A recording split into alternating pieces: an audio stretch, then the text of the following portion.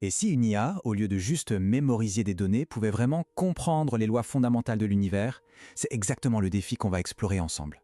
On va créer un pont, un lien entre la physique classique, vieille de plusieurs siècles, et le machine learning d'aujourd'hui. L'idée, c'est de voir comment un concept tout droit sorti de la mécanique hamiltonienne nous permet de bâtir des IA qui ne se contentent pas d'imiter la physique, mais qui en fait la respectent profondément. Alors, commençons avec une question qui, je vous l'accorde, peut paraître un peu surprenante. On a des IA aujourd'hui qui sont capables de choses incroyables, créer de l'art, écrire du code, et pourtant, quand on leur demande de prédire un truc aussi simple que le mouvement d'un pendule sur le long terme, eh bien souvent elles se plantent complètement. Comment c'est possible? Pourquoi cette défaillance? C'est vraiment le cœur du problème qu'on va décortiquer. Pour bien comprendre, prenons un exemple très concret. Imaginez un satellite. On demande à un réseau de neurones classiques de simuler son orbite. Au début, tout va bien, les prédictions semblent justes. Mais, au fil du temps, de toutes petites erreurs, presque invisibles, commencent à s'accumuler. Et là, c'est la catastrophe. Le satellite se met à dériver, il part en spirale, il quitte son orbite, jusqu'à potentiellement se perdre dans l'espace. C'est quelque chose qui, dans la réalité, est tout simplement impossible. Et la raison de ce fiasco, c'est que le modèle a complètement oublié une loi fondamentale de la physique, la conservation de l'énergie. Bon, alors, quelle est la solution? C'est ici qu'on voit une différence d'approche qui change tout. Un réseau de neurones standard, lui, il essaie d'apprendre directement le mouvement, la trajectoire.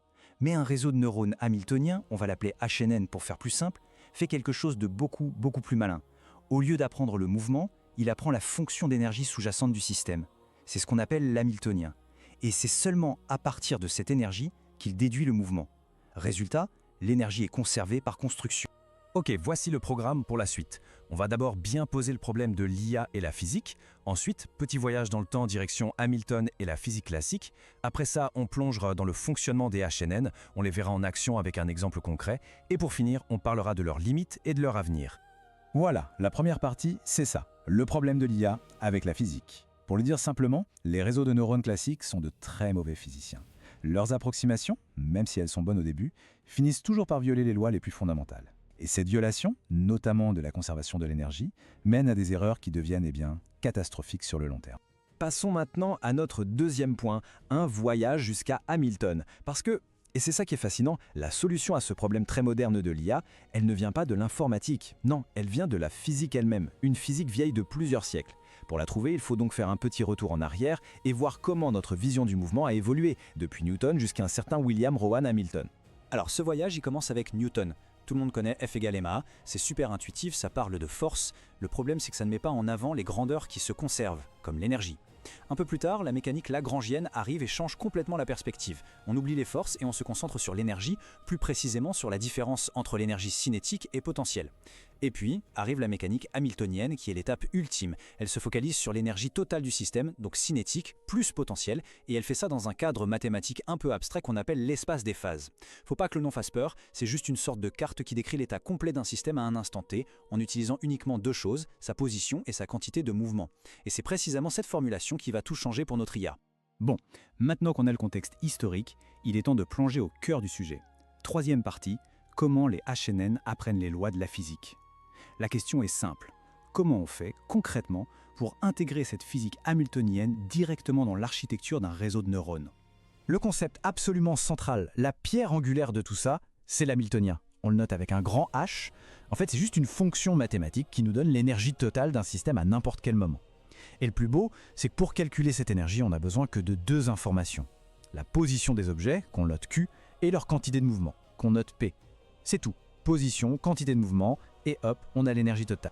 Alors, comment ça marche? Le processus est super élégant et il se déroule en 3 étapes. Première étape, le réseau de neurones ne va pas apprendre la trajectoire. Non, sa seule mission, c'est d'apprendre à calculer l'énergie, l'hamiltonien, H, pour n'importe quelle combinaison de position et de quantité de mouvement. Deuxième étape, une fois qu'on a cette carte de l'énergie, on utilise les équations de Hamilton. Ce sont des règles immuables de la physique qui nous permettent de déduire le mouvement à partir des pentes de cette carte d'énergie. L'analogie est simple, imaginez une bille sur un paysage en relief. C'est la pente du terrain qui lui dit où rouler. Et enfin, troisième étape, on entraîne le modèle pour que les pentes qu'il prédit collent parfaitement aux vraies pentes observées dans les données. Le point crucial est là. Le modèle apprend la carte du relief énergétique. Et c'est la physique intégrée dans le modèle qui fait tout le reste. Pour vraiment bien saisir la différence, j'aime bien cette analogie. Un réseau de neurones classique, c'est un peu comme un étudiant qui bachote avant un examen. Il mémorise par cœur des centaines de réponses à des exercices. Il sera peut-être très bon s'il retombe sur les mêmes questions, mais donnez-lui un nouveau problème et il est complètement perdu. Le HNN, lui, c'est l'étudiant qui a pris le temps de comprendre la formule, le principe sous-jacent. Il n'a pas besoin de mémoriser les réponses parce qu'il sait comment les retrouver à chaque fois. Forcément, il est bien plus robuste et il généralise beaucoup mieux. Et ça illustre parfaitement le changement de paradigme. Je le répète parce que c'est vraiment l'idée clé. Le modèle ne prédit pas directement le futur. Il ne dit pas « dans une seconde, l'objet sera là ». Non. Il prédit l'énergie, une simple valeur, un scalaire. Une fois qu'il connaît cette carte de l'énergie, ce sont les lois de la physique qui sont comme câblées dans le système, qui s'occupent de faire le reste du travail et de calculer la trajectoire. Allez, assez de théorie, passons à la 4e partie et voyons ce que ça donne en action. Pour ça, on va prendre un cas d'école, un grand classique, le pendule simple. C'est un système dont on connaît la physique sur le bout des doigts, ce qui en fait un banc d'essai absolument parfait pour voir si notre HNN a bien fait son travail. Et là, c'est la preuve par l'image. Regardons ensemble. À gauche, vous avez la carte de l'énergie que le HNI a apprise, tout seul, juste en regardant les données du pendule. Et maintenant, regardez à droite. Ça, c'est la vraie carte, la solution théorique qu'on connaît grâce aux équations de la physique. La ressemblance, elle est juste bluffante. Le réseau n'a pas appris par cœur des trajectoires, non, il a véritablement redécouvert la structure fondamentale de l'énergie de ce système. Maintenant, attention, voici le résultat le plus spectaculaire. Ce graphique, il montre l'évolution de l'énergie totale du système au cours du temps, sur une très longue simulation. Regardez bien la ligne qui correspond au HNN, elle est presque parfaitement plate. L'énergie est conservée, pile comme dans la vraie vie. Si on avait fait ça avec un réseau de neurones standard, on aurait eu une ligne qui part complètement en vrille, qui monte ou qui descend, ajoutant ou perdant de l'énergie comme par magie. C'est toute la différence entre une IA qui respecte la physique et une autre qui l'ignore. Et comme le souligne très bien la source, cette stabilité sur le long terme, c'est un peu le saint graal des simulations physiques. Pensez à des domaines comme l'astronomie, où on doit prédire des orbites sur des millions d'années, ou la biologie moléculaire, pour simuler comment une protéine se replie. Pour eux, c'est absolument vital. Et ce qui est génial avec l'approche hamiltonienne, c'est qu'elle n'obtient pas ce résultat par chance.